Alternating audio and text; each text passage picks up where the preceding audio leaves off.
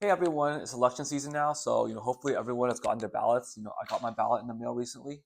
So obviously election season is mostly about the president, but there's also some certain California propositions that are going to affect the Bay Area real estate market. So I figured as a real estate agent here in the Bay Area, I want to explain some of these propositions so you can be a more informed voter come election day. So the first proposition I want to talk about is Proposition 5.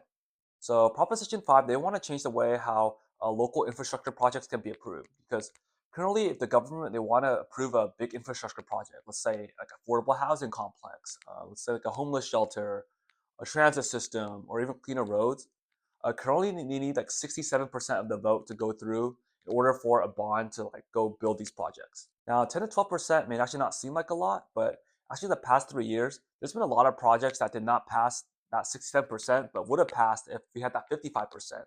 There's some housing units in like San Jose and Berkeley that were recently rejected because they did not hit 67%.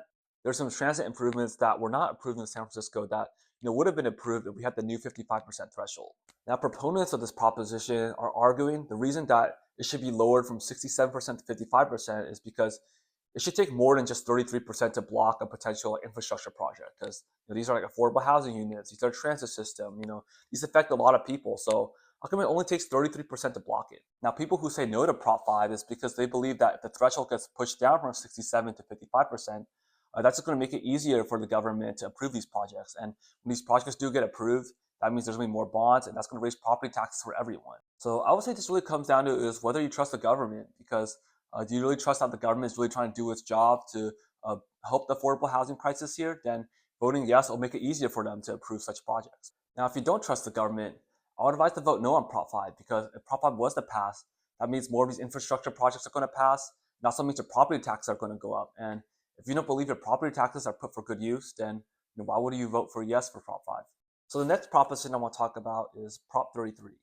So Prop 33 is trying to repeal the current Costa-Hawkins Rental Housing Act of 1995 because we actually do have some rent control acts here in the Bay Area, but they don't really apply as many places as you think. So currently rent control in the Bay Area really only applies in three ways. So you can only do rent control in a building that's built before 1995. Also, you cannot do rent control on a single family house.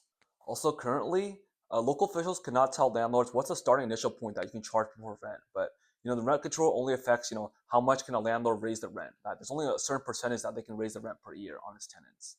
So should Prop 33 pass, that means pretty much every Bay Area city and every county has to re-update its rent control policies. More than a dozen local cities have rent caps, including like San Jose, San Francisco, and Oakland. So there's a huge debate on whether expanding rent control is actually going to help the housing affordability crisis here in the Bay Area. But there's so many different arguments, so some different projections that people are saying. So I don't really want to draw too many conclusions. I just wanted to clear up what Prop 33 exactly does, and then you can do your own research whether you think these ramifications of Prop 33 are actually going to be helpful for the housing affordability crisis that we have here in the Bay Area. So that's all I have to share about this year's propositions in the election cycle this year. So do you think the government is trying to do its job in helping the housing affordability problem that we have here in the Bay Area, or is this just a loophole for the government to do more spending? So yeah, feel free to share in the comments. Let's stay connected, and I'll see you in the next video.